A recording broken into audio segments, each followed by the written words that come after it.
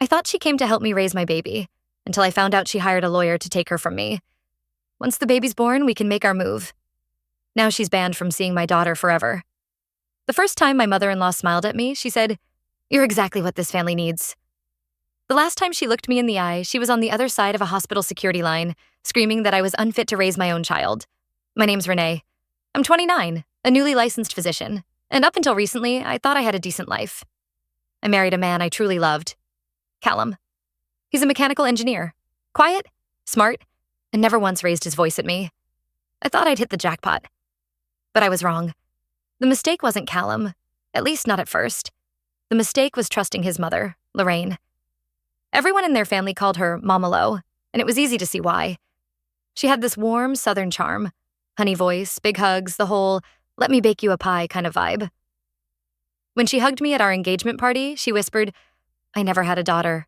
I prayed for you." That should have been the first red flag. Fast forward a year into our marriage, I found out I was pregnant. It was unplanned, but Callum cried when I told him. Good tears. He held my stomach that night like it was made of glass and promised we'd figure everything out together. When we told Lorraine, she was ecstatic. She immediately offered to come stay with us in the final months of my pregnancy to help out. At the time, I was working long shifts at the hospital, exhausted all the time. So I said yes. I thought, naively, that having someone to cook or fold laundry would actually help. The first week wasn't too bad. Lorraine reorganized the entire kitchen while I was on night shift, but she said she was just making it more efficient. I laughed it off. Then she started changing little things, rearranged our bedroom closet, painted the nursery without asking, cooked exactly what she knew I hated because it was healthy for the baby. And anytime I said something, she'd tilt her head and say, "You're just hormonal, sweetheart." Callum didn't say much. He'd work late, come home, kiss my forehead, and fall asleep before I could even explain how I was feeling. I kept trying to tell myself that Lorraine was just excited to be a grandma, but it only got worse. She'd comment on my body. "Are you sure you're not having twins? You're getting bigger every day." Then make fake concerned faces like she was just joking. One night, she told me I wasn't naturally nurturing and that maybe I wasn't cut out for motherhood since I didn't enjoy rubbing my belly or talking to the baby like she did when she was pregnant. I was 34 weeks along when I came home to find her in my home office, sitting at my desk, reading my prenatal journal. That journal was private. I had written about my fears, my doubts, even some early anxiety I was too ashamed to admit out loud. And there she was, flipping through it like a magazine. When I confronted her, Lorraine stood up slowly and said, "You're overwhelmed. You're working too much. You're not stable right now." Then she looked at me in a way that made my skin crawl and added, "Callum agrees." I remember shaking, literally shaking, and yelling at her to get out of my room. That night, I told Callum I wanted his mother to move out. I couldn't take it anymore. He looked tired, exhausted, really, and said, "Just a few more weeks, babe. She's just trying to help. Can you be a little more understanding?" And I did. I bit my tongue. I let her stay, because I thought, maybe I am just hormonal. I should have trusted my gut. 1 week later, I found a stack of printed emails tucked into Lorraine's suitcase while grabbing the laundry she left in the dryer. These were emails she'd printed out from her conversations with a custody lawyer. Emails that discussed maternal instability, emergency guardianship, and filing for temporary custody in the event of postpartum mental health concerns. In one of the emails, she wrote, "I love my future grandchild, and I'll do anything to protect him from an unfit mother." That night, I slept with the nursery door locked. I didn't tell Callum. I didn't want to believe he was part of this. I planned to confront Lorraine in the morning, but I never got the chance. Because that night at 3:47 a.m., my water broke. I called out for Callum. He wasn't in bed. His phone was gone. His keys were gone. Lorraine's car was missing from the driveway. I called both of them. No answer. I tried calling a rideshare, but no one was nearby. My contractions were minutes apart. So I called 911. By the time I got to the hospital, I was barely holding it together. My mom, who lived 2 hours away, was still on the road trying to reach me. Nurses kept asking for my husband. I just shook my head. And then, during the final minutes before delivery, one of the nurses rushed into the room with a phone in her hand. "It was found on the hospital's front bench," she said. "I think it belongs to your husband's mother." I recognized Lorraine's lock screen. The nurse placed it gently in my hands. The phone wasn't locked. My hands trembling, I opened the last video saved in her camera roll. It was Callum. sitting across from Lorraine at a diner, calmly saying, "Once the baby's born, we can make our move. She's too emotionally unstable to fight it. You'll have full custody." I didn't even scream. I just stared at the screen while my body prepared to bring my child into the world, knowing full well someone I trusted was preparing to take her away from me. I delivered my daughter with a phone clenched in my palm and betrayal coursing through my veins. The pain of labor should have been the worst part of that night. But it wasn't. Not even close. The real pain was realizing I wasn't just giving birth. I was about to go to war. When Aurora came out, crying and pink and perfect, I barely had the strength to cry with her. I didn't feel joy. I felt fear. Not of being a mother, but of who might try to take that title from me. The nurses placed her on my chest, and I felt her warmth. I looked down at her tiny, squirming body, and I whispered, "No one's taking you from me. Not them. Not anyone." The next few hours were a blur of stitches, tests, and blood pressure readings. My mom finally arrived around dawn. The second she saw my face, she knew something was wrong. I handed her Lorraine's phone and told her to press play. She didn't speak. She didn't ask questions. She just took out her own phone and started recording the video again from Lorraine's screen. "For evidence," she muttered. Then she left the room. I didn't ask where she was going. I knew. An hour later, security showed up at my hospital door. One of the nurses gently informed me that an incident had occurred in the lobby. Apparently, Lorraine had tried to check in as the legal guardian of the newborn. When staff refused, saying I had not listed her as an emergency contact, she demanded to see the baby. Loudly, aggressively. Then she threatened to call her attorney and take over. Security escorted her off the premises. She screamed that I was mentally unfit, that I was dangerous, that I had a history of instability. The nurse turned to me and said, "Would you like us to issue a no-contact order while you're here?"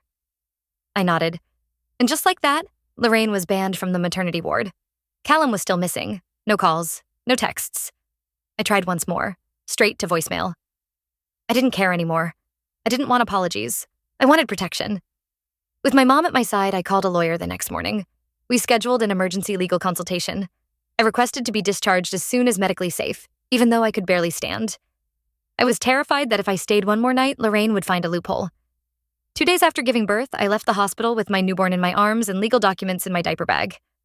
We went straight to my mom's house. She converted her guest room into a nursery overnight. I barely spoke. I was too broken. And then, just when I thought things couldn't get worse, Callum showed up. He came to my mom's door 3 days after Aurora was born. His face was gaunt, eyes bloodshot, voice shaky. I didn't even open the door. My mom did. He begged to see me, said he made a mistake, said he'd been manipulated by his mother and that he hadn't meant any of it. "Then why did you say it on camera?" my mom asked. "Why were you planning custody behind her back?" "I was scared," he mumbled. Lorraine kept saying Renee was going to lose it after the baby. She showed me articles about postpartum psychosis. She made it sound like I had to protect the baby. From Renee. That's when I opened the door. I looked Callum in the eye and said, "You didn't even try to talk to me. You didn't ask how I was feeling. You plotted behind my back like I was some ticking time bomb." He cried. I didn't. "I was wrong," he whispered. "Let me make it right." I shook my head. "You already made your choice." And then I shut the door. Over the next 2 weeks, everything moved fast. My lawyer filed for sole custody with supervised visitation, citing the attempted legal interference, the video evidence, and Lorraine's erratic behavior. We submitted screenshots, hospital reports, even statements from nurses who witnessed Lorraine's outburst. A temporary order was granted. Callum was allowed to visit Aurora twice a month for 2 hours, under professional supervision. He showed up once, brought a stuffed animal, held her awkwardly, didn't say a word. He didn't come back the next time, or the time after that. And Lorraine? She doubled down, sent me letters calling me ungrateful, threatened to sue for grandparent rights, claimed I stole her grandbaby. Then came the twist I never expected. My lawyer called one morning in early spring with a strained tone. "I just received an unusual document," she said. "You might want to sit down." It was a petition for joint custody, filed by Lorraine herself. Not Callum. Lorraine. She was trying to legally become Aurora's co-guardian. She'd submitted a packet of letters, articles, and even old social media posts of mine. Anything she could spin into proof that I was unstable, unreliable, and unfit. She even claimed I was neglecting Aurora because I went back to work 6 weeks postpartum, despite the fact that my mom was watching the baby during my shifts. And the final blow? Callum signed a supporting statement. The man who abandoned me in labor was now backing his mother's attempt to take my child. If you'd told me a year ago that I'd be sitting in a courtroom, fighting not just my husband, but his mother, for the right to raise my own child, I would have laughed. Or cried. Probably both. Instead, I sat stone-faced, my lawyer beside me, my daughter in a carrier at my feet, and a knot in my stomach that felt like it had been there since the day I gave birth. The custody hearing wasn't supposed to be this soon, but Lorraine, my mother-in-law, filed an emergency petition claiming I was a mental health risk. She had photos of me looking tired, screenshots of Reddit threads I'd posted about sleep deprivation and new mom anxiety. She even printed out one of my journal entries and highlighted parts in yellow like she was some kind of prosecutor. All of this would have been laughable if it weren't so terrifying. What made it worse was knowing Callum had signed a supporting affidavit. I kept asking myself the same thing over and over. How did it come to this? The judge gave Lorraine's lawyer the floor first. The man looked polished, calm, like he was giving a weather report, not trying to rip my daughter out of my arms. He spoke about concern for the child's well-being and how Lorraine had established a stable environment, free from emotional distress. I wanted to scream. Lorraine didn't even have a crib in her house. She had no car seat. She didn't even know my daughter's formula schedule. My lawyer stood up next. She played the recording again, the one of Callum and Lorraine planning to take the baby before I even gave birth. The judge's eyebrows twitched when he heard the line, "Once the baby's born, we can make our move." We submitted hospital staff statements, testimonies from the maternity nurses, my therapist's report showing that I was emotionally stable and actively receiving support. Lorraine stared at me from across the room like I had ruined her life. Callum didn't look up once. When it was my turn to speak, I didn't even look at the judge at first. I looked at my daughter, fast asleep at my feet, and said, "I carried her for 9 months. I gave birth alone while they plotted to take her from me. I'm not unstable. I'm heartbroken." I think that moment changed something in the room. Because for the first time, even the court stenographer blinked back tears. But the court drama didn't end there. After the session, as we packed up to leave, my lawyer quietly handed me a sealed envelope. "This was anonymously dropped into our office mailbox this morning," she said. "I thought it was junk until I read it." It was a folder. Inside were photographs, emails, voice recordings. Lorraine wasn't just fighting me in court. She had hired a private investigator to follow me. There were pictures of me handing Aurora to my mom at 6 a.m. before work. Photos of me sitting alone in my car outside the hospital, eating lunch with one hand while pumping breast milk with the other. Even screenshots of my locked Instagram stories, somehow accessed and printed. And then came the final page. A typed note. No signature. No greeting. Just 6 words. "She's watching you. Every single day." I felt the blood drain from my face. My first thought? It's Lorraine. She's going too far. But my lawyer leaned over and whispered something that made me freeze. "Check the metadata. These photos weren't taken by her." Turns out the GPS coordinates embedded in the photo files didn't match Lorraine's home or her known whereabouts. They were taken from a much closer location, inside the hospital parking lot. Someone was watching me, at work. And then I remembered something. A passing comment from my colleague, Rachel, a few weeks back. She'd joked about how Callum's little friend kept showing up at the cafe across the street from the hospital. I thought it was weird, but I was too overwhelmed at the time to care. So I asked my lawyer to dig deeper. And what we found made my knees give out. It wasn't Lorraine. It wasn't even Callum. It was Rachel, my coworker, my friend. She had been seeing Callum behind my back for months, starting even before I gave birth. She fed him details about my shifts, my moods, even what time I left the building. She was the one leaking my private stories. The anonymous tipster helping build the case against me. And she had access to everything, because I trusted her. I threw up when I realized how close she had been to my daughter. How many things she'd probably said behind my back while smiling at my baby's face. I've had my share of betrayals. But that one? That betrayal didn't just cut deep. It hit bone. I don't even know how to put it into words, but if you've ever had someone infiltrate your life like that, someone you thought was safe, you'll understand what I mean when I say I haven't slept properly in weeks. Not out of fear, but from grief. It's not just the betrayal of a marriage, or even a mother-in-law. It's the realization that your sense of reality can be shattered by people you never even saw coming. If anyone reading this has been through something similar, where the people closest to you turned out to be the architects of your downfall, just know that I see you. I believe you. And you're not alone in this, because no one warns you that the scariest part of heartbreak is when you discover it was never just about the person you lost. It's about realizing how many others were standing right beside them, For a while, I let them believe I was weak. Callum, Lorraine, even Rachel. I let them think I was too tired, too overwhelmed, too focused on keeping my daughter alive to fight back. I let them feel confident, comfortable. I needed them to get sloppy. And they did. The night I found out Rachel was the one spying on me, feeding Callum and Lorraine every detail of my life, I didn't scream. I didn't cry. I didn't even confront her. I documented. I started printing every email, screenshotting every suspicious message. I asked my lawyer to get a subpoena for Rachel's social media and subpoena the hospital's Wi-Fi login logs to prove she was accessing private content on work devices. And then I did something I never thought I'd have the guts to do. I called HR. See, Rachel hadn't just betrayed me emotionally. She'd violated patient privacy, accessed my chart during labor, and leaked work-adjacent information to people outside the hospital. That wasn't just unethical. It was illegal. I met with the hospital compliance officer, and for once I laid everything out. Calm, collected, clinical. I showed them photos, screenshots, call logs, and the damning piece of evidence. A time-stamped access log showing Rachel had opened my OB record 4 separate times without cause. They froze. Within a week, she was placed on administrative leave pending investigation. 2 weeks later, she was fired. No ceremony, no warning. Just gone. I didn't feel better, but I felt clearer. I wasn't done. Because while Rachel's betrayal cut deep, Callum and Lorraine were still circling like vultures. Their custody suit hadn't been dropped, just delayed. Lorraine hired a new lawyer, more aggressive, more expensive. That told me one thing. They were getting desperate. So I started building my own wall. I requested a full psychological evaluation, voluntarily, passed with flying colors. I signed Aurora up for a licensed daycare center, making sure every caregiver was background checked.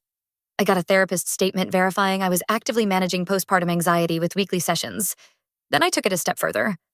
I installed cameras inside and outside my apartment. Not because I was paranoid, but because I knew Lorraine wouldn't let this go. And right on cue, she didn't. It was a Friday night when I got a knock on the door. I was feeding Aurora in the living room. The knock was soft, almost hesitant. I peeked through the peephole. Lorraine. She was standing there with a box of baby clothes and that same sugary sweet fake smile she used to wear like armor. I didn't open the door. She knocked again, then pulled out her phone. I could hear her voice through the door, deliberately loud. I'm just here to drop off some gifts for my granddaughter, but I guess I'll have to note that her mother is denying me contact. That'll go in the report. I didn't say a word. I just let the camera record. 2 minutes later, she left the box and stormed off, loudly muttering about vengeful women who use babies as weapons. I sent the footage to my lawyer, and we used it, along with everything else I had. The medical access violations, Rachel's termination letter, the restraining order from the hospital, the therapy reports, the video of Callum plotting with Lorraine. We built a legal fortress, and when the final court date arrived, I didn't walk in afraid. I walked in ready to end this. Callum showed up in a wrinkled suit, visibly thinner, clearly stressed. Lorraine came dressed like she was attending Sunday Mass. Pearls, pastel blazer, crocodile tears on cue. Their lawyer opened strong, arguing for joint custody on grandparental rights grounds, citing emotional estrangement. Then my lawyer stood up and systematically obliterated them. Every lie was met with a timestamp. Every accusation was matched with a document. The judge, who had been neutral up to that point, leaned forward when we played the clip of Lorraine at my front door, pretending to be denied access while my daughter was inside sleeping peacefully. But the real twist? It came when the judge asked if there was any other evidence or testimony to consider before ruling. And that's when my lawyer handed the clerk a sealed envelope. It was from Rachel. Unprompted. Unexpected. It arrived at my lawyer's office 3 days before the hearing. Inside was a written statement. Sworn. Signed. Rachel admitted everything. She confessed that she had been manipulated by Callum long before I ever knew she was involved. That he had emotionally coached her into spying on me. That he convinced her I was dangerous, unstable, a threat to my own child. She wrote in her own words, I believed him. I believed every lie he told me about Renee. And I helped him try to destroy her. I'm ashamed. She ended it with this. I hope this gives her the closure I know she deserves. I couldn't move. I couldn't speak. Not because I forgave her, but because for once the truth came out of someone else's mouth. Not mine. The judge called for a recess. An hour later, the verdict was read. Sole legal and physical custody awarded to me. No grandparent rights granted. Supervised visitation for Callum, pending future psychiatric evaluation. Lorraine gasped like someone had slapped her. Callum just stared at the floor. When I left the courthouse that day, I didn't feel victorious. I felt free. Like a weight had finally been peeled off my lungs.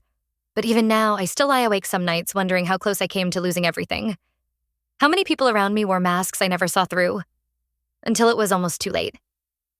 If you've been through anything like this, where people you trusted tried to twist your world until you couldn't tell what was real, I see you. I feel your rage, your exhaustion, your disbelief, and your quiet, burning will to survive anyway. It's been 7 months since the judge granted me full custody of Aurora. 7 months since Callum walked out of that courtroom pale and silent. 7 months since Lorraine lost every shred of the control she once wielded like a weapon. You'd think the story ends there, but closure isn't clean. Justice isn't quick. Sometimes it arrives in whispers, and sometimes it arrives with a public slap to the face. Let me explain. After the ruling, Lorraine disappeared for a while. No emails, no calls, not even the passive-aggressive letters she used to send. I later found out that several of her friends, churchwomen, people who once praised her as a pillar of the community, had heard the recordings. Some had even seen the court documents. Turns out, reputation matters to someone like Lorraine. She lost her volunteer position on the PTA board. Her bridge club stopped inviting her. Even her Facebook turned quiet. For a woman who once thrived off appearances, it was a slow but brutal undoing. Callum didn't fare much better. After the custody ruling, his employer found out about the court case, mostly because he used company email to exchange custody strategy with Rachel. He was placed on indefinite leave. I don't know if he's still working. Honestly, I don't care. But here's the part I didn't see coming. Rachel reached out to me again. Not to apologize. Not to fix anything. She sent a picture. It was a photo of Lorraine, standing outside my daughter's daycare. I froze. I called the center immediately. They confirmed Lorraine had come by, asking questions, claiming she was a concerned grandmother trying to make peace. Thankfully, the staff had already been briefed and denied her entry. They even filed an internal report. But this was the final straw. With my lawyer's help, I filed for a civil restraining order. This time, not just from me, but from Aurora, specifically. We submitted the photo, the daycare report, the security footage. In court, Lorraine tried to act confused, said she didn't mean any harm, that she just wanted to see the baby. But the judge had seen enough. He looked her dead in the eyes and said, "This is not about love. This is about control, and you've lost it." Restraining order granted. 5 years, no contact, no loopholes, no second chances. And just like that, Lorraine's final move became her last one. She walked out of that courtroom not just legally cut off from my daughter, but emotionally exposed. The woman who once boasted about being the glue of the family was now the warning sign in mine. Callum never showed up. I heard he moved in with a friend out of state. A few people said he drinks more now, that he's been seen sitting alone at a diner, staring at nothing. That sounds like karma, but honestly, I'm too busy living to keep track of his slow collapse. Aurora's growing fast. She giggles when she sees butterflies, says mama, and claps when she hears music. She has no idea how close she came to being a pawn in someone else's twisted version of family. And I will make damn sure she never has to know. Because this story isn't about revenge.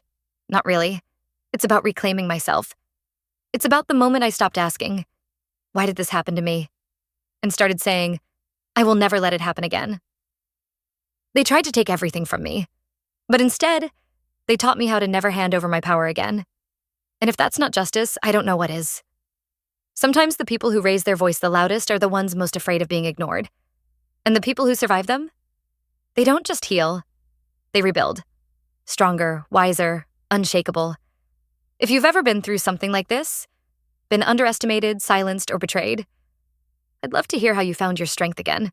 Share your story in the comments, and if mine resonated with you, feel free to follow along.